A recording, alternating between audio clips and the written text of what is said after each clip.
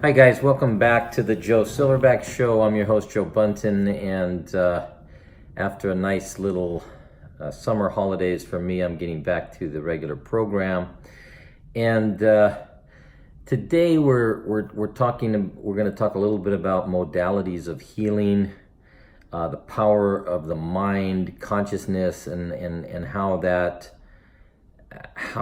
we can shape consciousness and shape more attention to aspects of consciousness that we want through creative imagination and through willpower and through determination and through setting very, very strict goals for ourselves. This video is for people who enjoy pushing beyond boundaries, pushing the limits, or who just love to hear about people who have pushed beyond boundaries and pushed beyond their limits. Those individuals who I say have a calling to a higher sense of discipline and self-actualization. I was dumbfounded many times in my life over certain accomplishments that human beings have done that represent magnificent feats of determined, focused, concentrated, disciplined energy. Alex Honnold, I don't know if I'm saying his name right. I'm sure a lot of you guys have heard about him. If you haven't, you can look him up on YouTube. His free climb of El Capitan with no ropes in about 3 hours and 56 minutes is a unparalleled, unmatched accomplishment. What's so powerful in watching his YouTube video is not just what he accomplished, but the humility in which he went about it, the discipline in which he went about it, the fact that he had accomplished other incredible things, but those other incredible things didn't measure up to the test that he had for himself. And that's really, really important to the Silverback principle, which is the test that we have for ourselves. I was having a conversation, you can catch it on my Silverback YouTube channel, with a buddy of mine, counselor, psychologist, Tom Ventimiglia, and we were talking about child rearing, parenting, and how much to push and how much to allow your child to blossom and grow. And the conclusion was that the ideal situation in parenting is about helping the child find some core of center in himself, giving him the environment where he can find that core, that center in himself, find out who he is, what he wants, and allow him to understand that the potential that he has inside and what he wants to or she wants to accomplish is all up to him or her. Now, having said that, I do personally believe that parents who set high standards and teach and instruct their children how to discipline themselves, either through just being a role model of that in your life and your child can model that and do that in their own lives, or by actually always setting some kind of, hey, I do recognize you and I do love you, but self-respect and my respect is going to come when you push yourself to higher boundaries. And we can talk about the psychological damage of parents who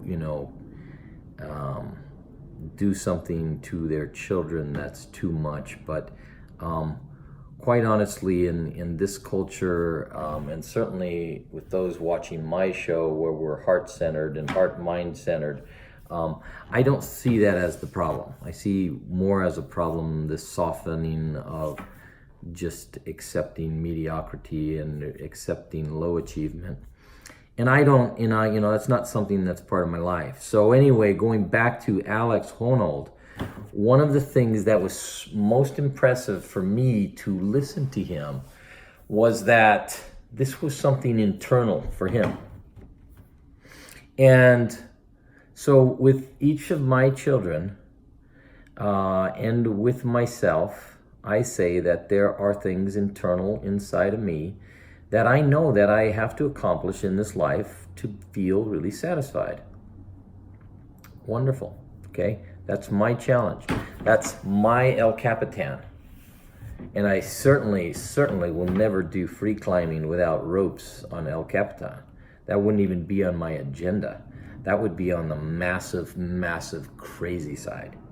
So for this guy to be somebody of rational, sane mind, and to have watched that he spent years mapping out his strategy with ropes. He spent 1 year just mapping out how to get his karate kick leg into one position. So when he got into that one position, he would know it so well. 1 year developing the stretch that he was going to be depending upon for his life at that moment. Anyway, watch that video. It's deeply, deeply moving and powerful. And my mentor, helped me in my early 20s by telling me to study great people. And what you learn when you study great people and great accomplishments is that they're just like you and me. They're ordinary, average human beings. Lots and lots of millionaires, and even today billionaires, will say, gee, I never dreamed that it was going to lead to this. They just, were so obsessed with what they were doing. They were so in love with what they were doing. They were like Alex in that they put in the hours. And we know this from the literature, that what makes someone really good and what brings someone to greatness is just putting in that added discipline. So then we go to something else that I studied in my 20s that just they were called at the time the marathon monks. Circling the mountain, and it's an ascetic practice, a Tendai Buddhist monk practice, walking for 1,000 days nonstop while offering prayers, Buddhist prayers. They call it Kai Hogyo, and many of the monks do the 100-day walk, and 48 have done this 1,000-day walk. And we're talking 30 kilometers, which is about 20 miles, a day for 100 days straight in year one. 20 miles a day for 100 days in a row in year two. And so on for 7 years. And the discipline that this requires, they are saying that medical science is saying that this is one of the most incredible feats of human endurance ever to be measured. What makes somebody want to do that? What makes an Alex Honnold want to climb El Capitan with no ropes? It's a powerful aspect of the human determination and drive and ambition and search for meaning. Listen to those last words carefully, and search for meaning, because without that belief that this is going to help you achieve nirvana, help you achieve enlightenment, help you achieve some kind of aesthetic value of greatness, of mastery, of Buddhahood, or of self-accomplishment. And that's all tied to, the ferocity and the fierceness and the fearlessness of the Silverback principle. So those are things that deeply penetrate my being that I want to share with you guys in terms of human consciousness and how we can apply it.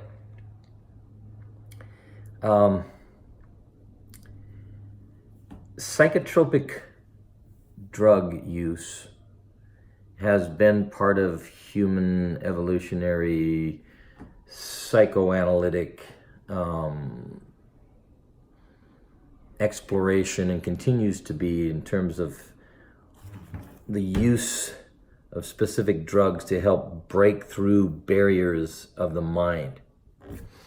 And my particular intrigue with solitude in nature, alone in wilderness, is how we can break through these levels of consciousness without psychotropic drugs.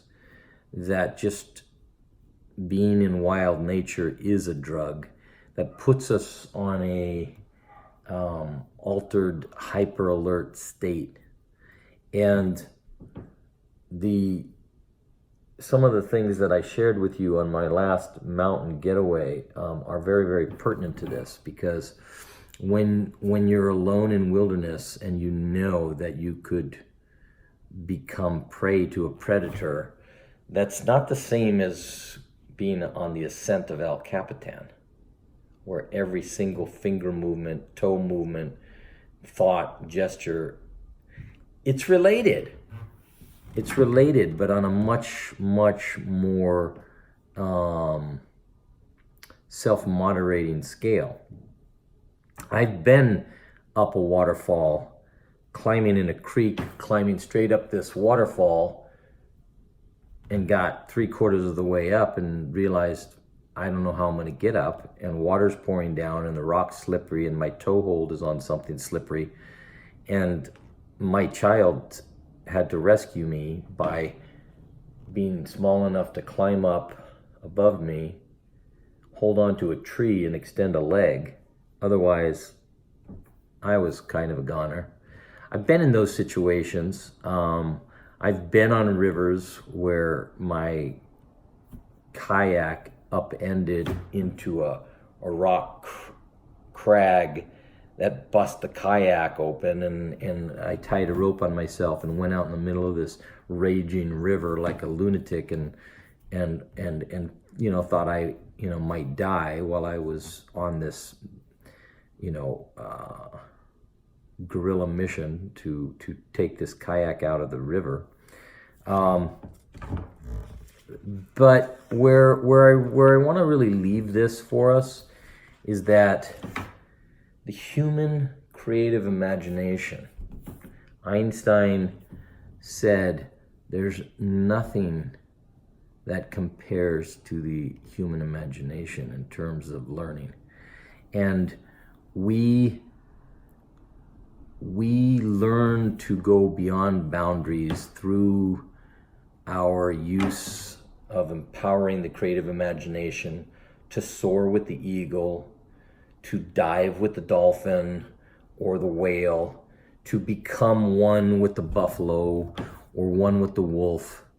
There's a consciousness that we can merge with other intelligence by getting out into nature, by getting into places of solitude where there's a hyper alert state that happens, and when during that hyper alert state you're connected to this vortex of other energy, and I just call it primal energy.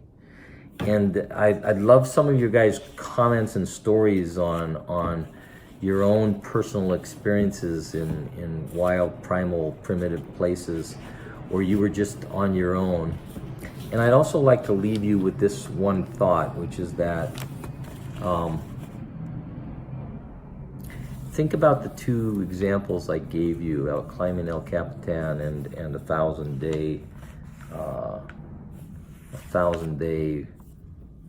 20-mile-a-day trek because of your belief system.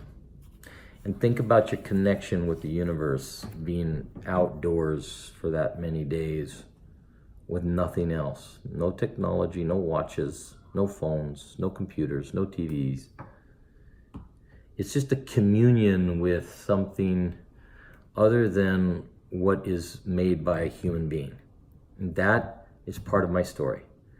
What's our connection? What's that development of the Silverback principle when we're outside of everything other than what was created without our ingenuity? Namaste. Good trekking.